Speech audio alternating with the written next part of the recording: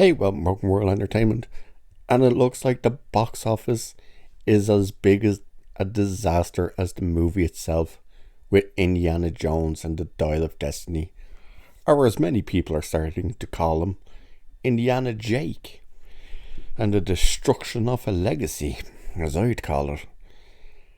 The movie was getting projected to open domestically with 70 million.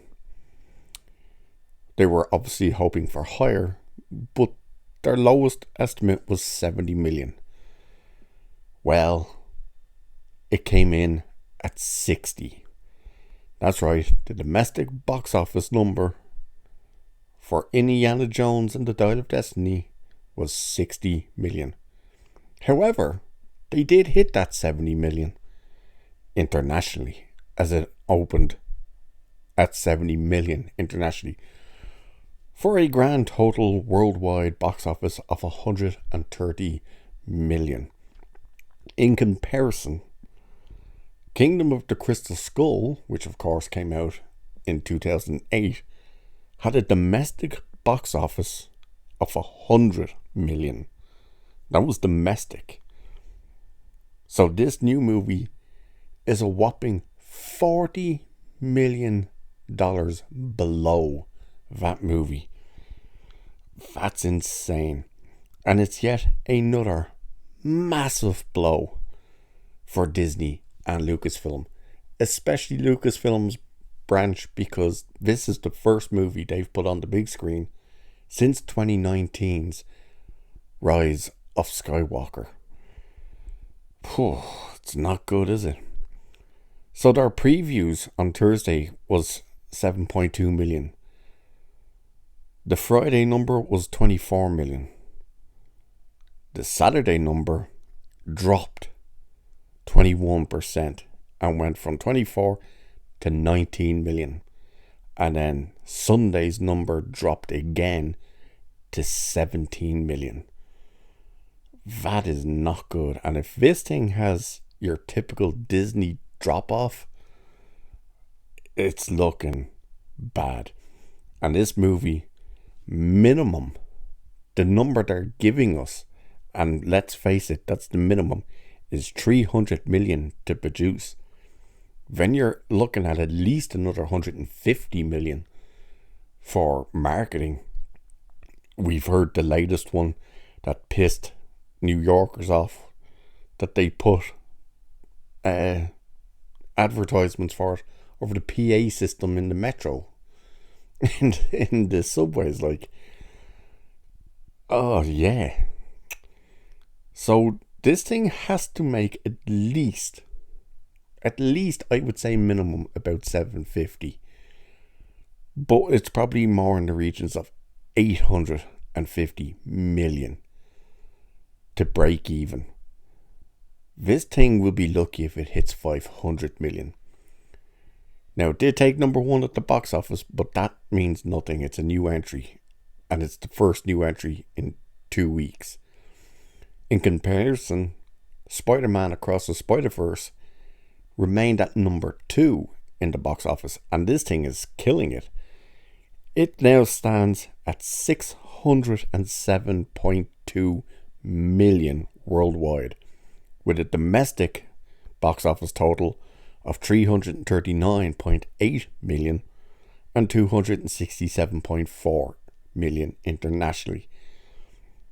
This thing's just killing it. This thing's already turned profit, and it's just chugging along. The Flash, on the other hand, dropped to 8 in the box office in its third weekend.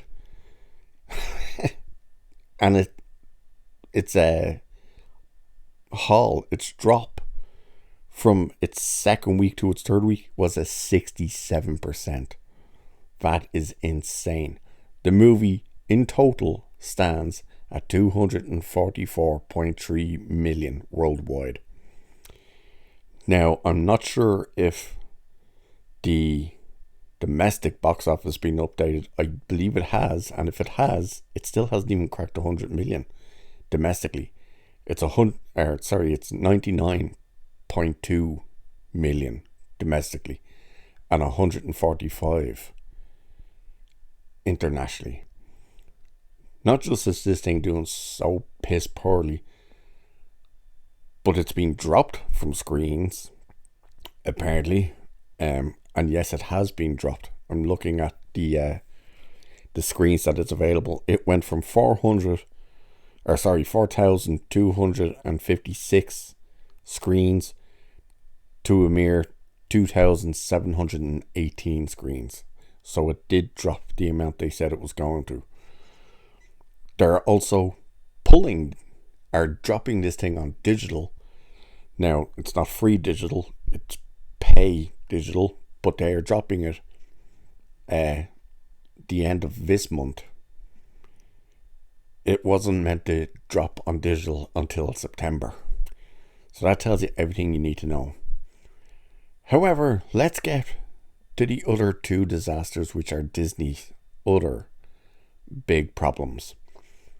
Their latest release, Elementals, is still crashing and burning at the box office, as its worldwide total right now stands at 186.7 million on a movie that budget was 200 million.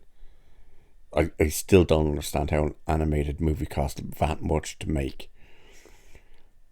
Its domestic box office is 88.7 million and its international is 98 million. This thing is another mitigated disaster for Disney. Yeah.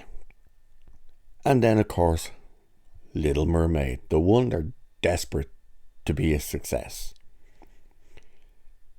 Well, it's not a success as much as they're trying to spin it as one. Domestic, it is now sitting at 280.9 million. Internationally, it's sitting at 242.8 million. For a worldwide box office total of 523.7 million. All the shills and everything will try and make that to be a gigantic win. It is not. This movie has to make in around 700 million to break even. And it ain't doing that. And at this stage, its run is probably getting close to ending. I would assume it has the 45-day run and it's on 38. So it's not going to turn. It's not going to break even. It's not going to turn profit. It's probably going to lose the studio upwards of 150 million.